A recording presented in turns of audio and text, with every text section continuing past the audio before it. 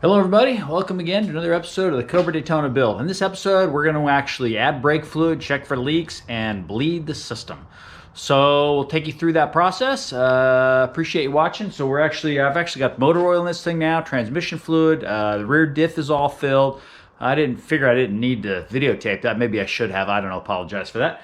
But if you want to see more, hit subscribe, and looking forward to you seeing how the brakes are bled. Thanks.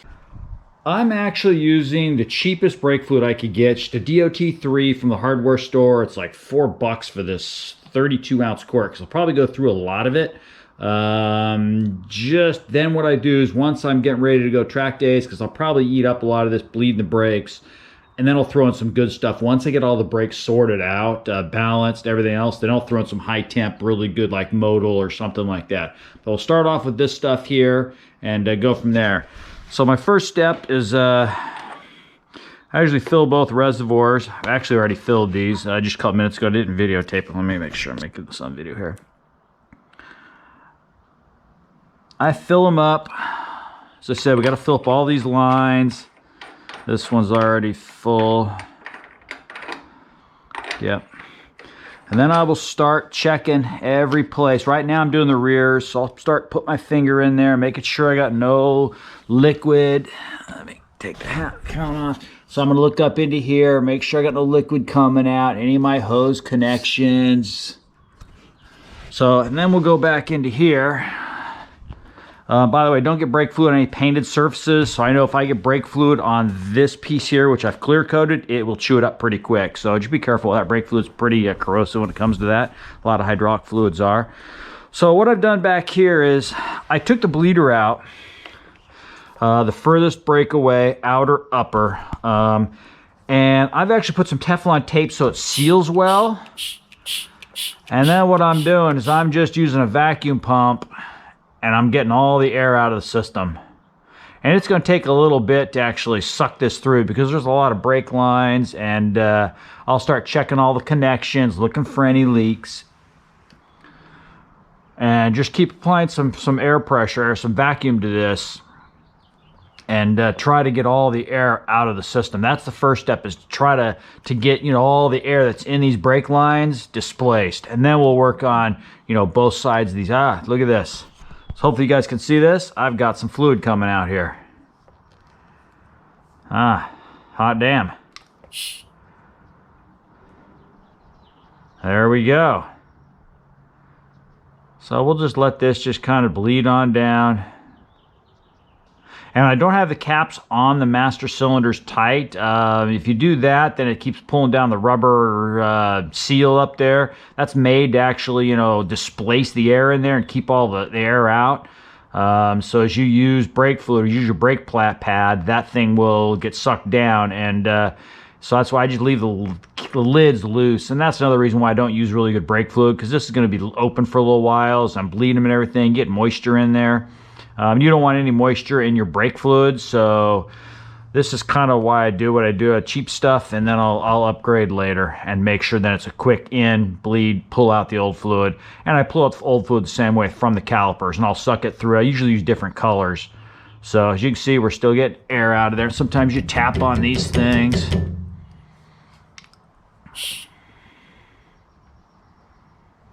So we'll let that just kind of keep sucking it up. We'll go up into there, check our reservoir. As I said, the first few times you're going to pull a lot of air out, so it's going to pull this down quite a bit. Yeah, we've sucked down that quite a bit already. Yeah, and this is the rubber thing I was telling you about right here. That thing will get pulled down as you're using fluid and brake pads. So when you're basically shouldn't be leaking fluid ever, but as you're using brake pads, this will get pulled in to displace the volume that's in there. So hopefully that makes sense. As I said, I don't tighten this all the way down now. That way I don't pull that down. And I continue checking my fittings. This is my rear here. Totally dry. Then I think I've got a couple of junctions back up into here. So I'm going to reach up into here. Hopefully you can see this. Nothing. Nothing. Reach up into here. Nothing. But I'm not applying any pressure to them either. So that'll change once I actually start to use the brake pad and apply some pressure. So we're still getting some air bubbles out, and then we'll do this other one here, but that's with the Teflon tape. Hopefully you can see the Teflon tape around there. It seals that thing up so you're not sucking air past the threads. Yeah, that's one of the big issues. These, some of them come with actually little thread blocker type sealant stuff on there. Makes life much easier. The Willwoods do not, so a little Teflon tape and you're good to go. So it's just a couple of wraps just to keep the air from bleeding through. This one back up. That looks actually pretty good. So we're gonna take this and turn this thing till it tightens down. And I usually just leave the, I'll make sure I'm videotaping. There we go. And I usually leave the Teflon tape on there as long as it's not getting underneath the seat. No harm, no foul. And I'll show you, let me pull the next one off and I'll Teflon tape that. Yeah, I had this thing quite a ways open. Because you're getting brake fluid on these nice red calipers, not gonna do good. Okay, so I'm finally getting fluid out of the driver's rear. It took a long time. I just sucked a lot of air through there. So the other side seemed a little quicker. Don't know, no rhyme, no reason. But starting to get some air out of it now. So we'll just kind of let that run a little bit. I keep checking the master cylinder reservoir, making sure we're not running fluid down on that, which looked pretty good. Hopefully this is not too boring. And I just added some, so we're good there. As I said, I just keep it loose so air can get on down, not sucking the rubber thing down.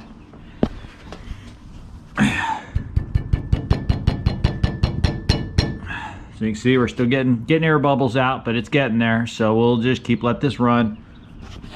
More vacuum on there. It works its way up the top, a couple little vacuum bleeds and it's good. If you're in a hurry, yeah, a little more of an issue, but I'm not. So if it sits there for 2-3 days and, you know, doesn't do anything, I'm not driving it. Still don't have wheels, so I think the wheels are another month out. So we got some time, but we'll just let this keep getting the air out of the system. Okay, so the rears look pretty good. I don't know if they're quite bled all the way, but as I said, we're just trying to get this thing started. So let's see if we can get some air out of the fronts here. Hopefully I got this camera aimed correctly.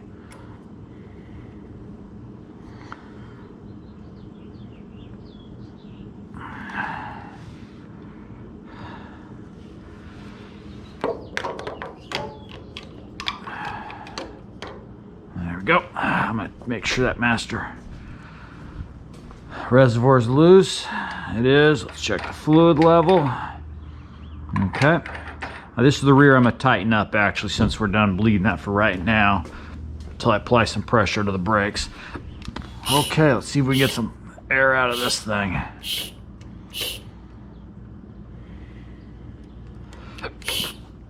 Okay, so we're applying about 5 psi vacuum on that. We'll let that sit there and suck all the air out. Big calipers to actually get all the air out. This may take a little bit of patience. Okay, so I've got fluid starting to come out of the passenger front now. Just keep a little bit of vacuum on there. Let that keep bleeding out. Lots of air, as you can see. So reservoir, see how much we sucked it down. Not a ton, but some. We'll throw some in right now. Putting back on my head. So this will be the last of my fluids other than coolant. Coolant, I'm still trying to figure out a couple hose issues, and then we'll get the coolant added.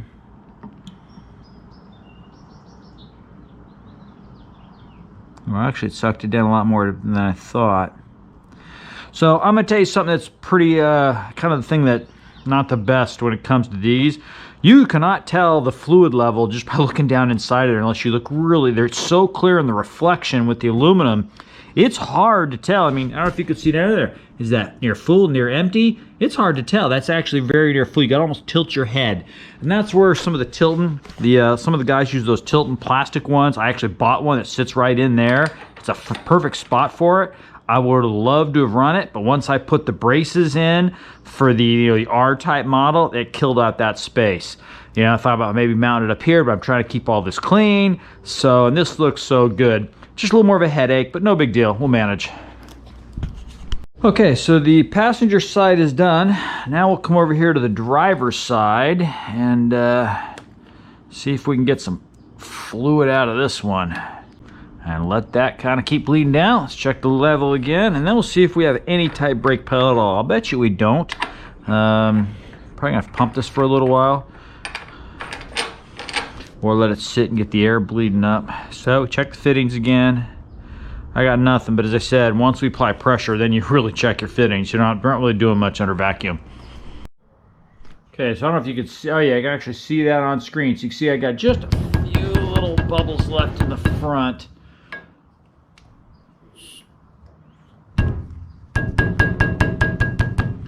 So I think we're just about there. Then we'll go and see if we got a brake pedal at all. So I keep checking, making sure all the lines, nothing's leaking. Might see a little. No, okay, good there. So that's what I'm doing. I just kind of keep checking the lines. As I said, once I put under pressure, that's when we're going to get a leak. Right now, there's no pressure. So let's tighten this bleeder screw up, and then we'll give this a shot. Okay, so we got the front and the rear both vacuum bled. Now let's see if we get any pedal at all.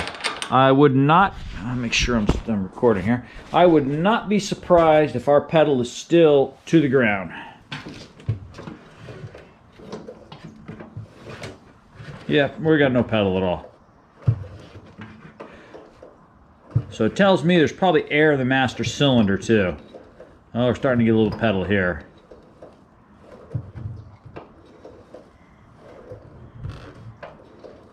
I did not bench bleed the master cylinder, which usually you should do. I've never done it, always found ways around it. Never been a big issue.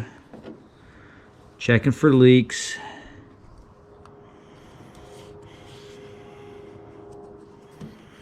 I'm not a fan of these Willwood clamp-on cap cover deals. I've never had one leak, but they just don't seem, I don't know.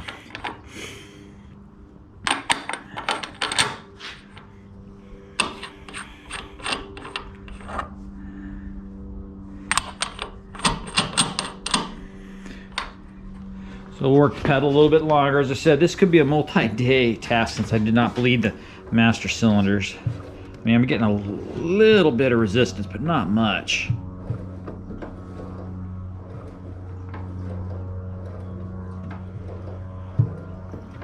I mean, there's no clamping going on with the brakes for sure. I can see that.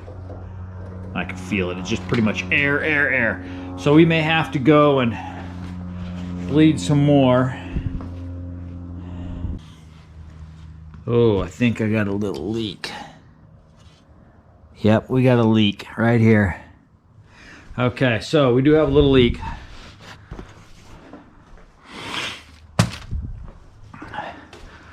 So right here, hopefully you guys can see this one.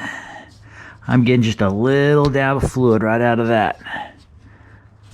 So I'm just gonna see if I can tighten that up. 3/8 inch wrench.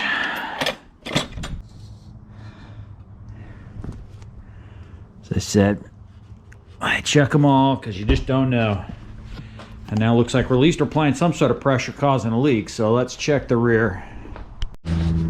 So far it looks like I've just got one leaker in that front brake line, which I would not want to have to. Oh, change it, squatch that. We got another one right here. So this one here is leaking just a little bit. Yep, just a hair. So let's see if we can tighten that one up. Okay, so we got two little leakers. So, you know, even somebody that's built quite a few like me, we have the issues and end up with leaky, you know, connections. It's usually a little crank on them. We'll tighten them up. If not, pull them back apart and fix them. I hope we don't have to do that. So, but we'll keep bleeding the brakes. So now I'm walking around and I'm bleeding all the inner ones now. I don't have Teflon tape on all those, so I'm just kind of hooking it up, cracking them until I get a whole bunch of air out. And then you're always going to get bubbles because you're getting air past the threads, but at least I know I'm getting the fluid sucked up in, and then we'll try the brakes again. So we'll do all the inners, start it on the rear, passenger, driver, front, and finish up closest there. Okay, so all the lines are now leak-free. I'm starting to get a little pedal. As I said, there's still a ton of air in the lines, but now it's actually getting pretty darn firm, but it's way low, and there's just still a ton of air. So it tells me I'm getting closer. I gotta take the wife, go get some lunch for Mother's Day. So we'll let this kind of just sit there. Check my reservoirs here. Yeah, add some fluid to the rear. Yeah, so we're getting there, slowly but surely. as I said, there's still air in the system. It's going to take a little bit to work out. All the leaks are now fixed. The one over here on the driver's side front, I'm getting nothing, but still not building a whole lot of pressure. So, and then the passenger rear, both passenger, I guess. This one here is now dry too. So I think I'm getting there, but at least now I got no leaks. So we'll continue to bleed, but after lunch. I took an hour, about an hour and a half actually, went and got some lunch, and then came back, bled the brakes again, vacuum bled them, and now I've got a pedal. So I'll show you what I've got now. So now I go down, it's rock solid right about there, which is not bad actually. It's not, yeah, actually that's pretty good. So you can see I'll roll my foot over onto the throttle for heel and towing. Hopefully you guys can see this. So that actually is pretty good. It's rock solid now. I can keep my foot on it. It does not move. We'll check for leaks. I checked it a little while ago after tightening up those two fittings, and I think we've got brakes. We'll probably let it sit for a while, a few days, and then we'll bleed it again just to make sure we get all the air out. But right now, it's looking pretty good. So I guess we'll call that an end to the brake bleeding episode. You say it takes a little bit of time, a little bit of patience, but nothing out of control. You can buy the vacuum pump, Harbor Freight. This is a Mighty Vac. I use it for other things besides just brakes, but they're pretty inexpensive, 20, 30, 40 bucks. I think it's been so long. I bought that thing a decade ago. It's been working great ever since I bought it. So thanks again for watching. Hit subscribe if you want to see more, and we'll keep them coming. Thanks.